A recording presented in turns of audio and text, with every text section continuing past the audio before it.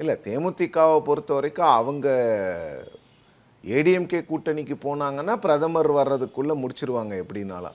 ஒரு வேளை அவங்க திமுக கூட்டணிக்கு வர்ற மாதிரி ஒரு சூழ்நிலை இருந்ததுன்னா அதுவும் அவங்க இந்த இன்னும் ஒரு 1 or 2 வீக்ஸில் அவங்க முடிவெடுத்து ஆக வேண்டிய கட்டாயத்தை தான் நான் பார்க்குறேன். ஒரு வேளை இப்போ தேமுதிக வந்து காங்கிரஸுக்கும் திமுகவுக்கும் இல்லை உறவில் ஒரு சிக்கல் இருக்கிற மாதிரி இருக்குது, அதுக்காக வெயிட் பண்ணி கூட அவங்க பார்க்கலாம். ஒரு வேளை காங்கிரஸ் வந்து வெளியில் போகக்கூடிய சூழ்நிலை நான் பார்க்கல. பட் அப்படி இருந்தாலும் கூட அப்படி ஏதாவது ஒரு சூழ்நிலை இருந்துச்சுன்னா அப்போ கொஞ்சம் அதிகமான சீட்டு கேட்கலாமாங்கிற எண்ணமும் அவங்களுக்கு இருக்கலாம். இது வந்து எல்லா பொலிட்டிக்கல் பார்ட்டிஸ்க்கும் இருக்கக்கூடிய ஒரு விஷயந்தான். பட் சீட்ஸ் ரொம்ப இம்பார்ட்டன்ட்.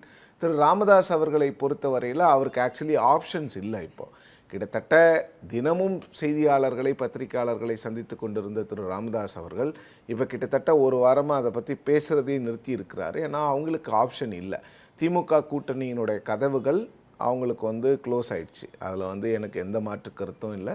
பத்திரிகையாளர்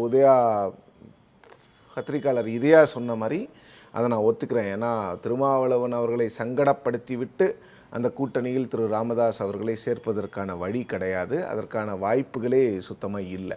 அந்த கூட்டணிங்கிறது வந்து திமுகவுக்கு இன்னைக்கு வரைக்கும் பலமாக இருக்கிறது அந்த செக்குலர் ப்ராக்ரெசிவ் அலையன்ஸ். அந்த ஓட் ஷேர் கரெக்டாக இருக்குது. இன்னொன்று அலையன்ஸ்குள்ளே ஒரு கெமிஸ்ட்ரி இருக்கிறதுனால தான் அந்த அலையன்ஸ் வந்து 3 எலெக்ஷனில் ஜெயிச்சிருக்கு.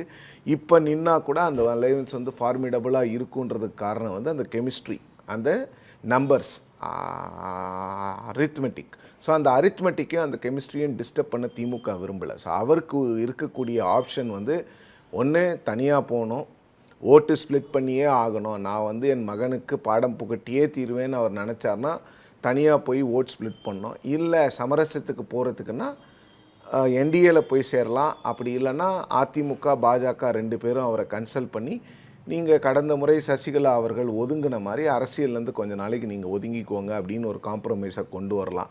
அது கொண்டு வந்தால் தான் என்டிஏக்கு வந்து பாமகவை கூட்டிகிட்டு வந்த பெனிஃபிட் இருக்கும். திரு ராமதாஸ் அவர்கள் வந்து தனியாக கேண்டிடேட்ஸ் நிறுத்தினா கூட அது தேசிய ஜனநாயக கூட்டணிக்கு ஒரு சின்ன ஒரு உறுத்தல் இருந்துக்கிட்டே இருக்கும். தொகுதிக்கு 2000 ஓட்டு அவர் பிரித்தா கூட அது வந்து தேசிய ஜனநாயக கூட்டணிக்கு வந்து அது வந்து வட மாவட்டங்களில் ஒரு பாதிப்பு இருக்க தான் செய்யும். அதில் எந்த மாற்று கருத்தும் இல்லை.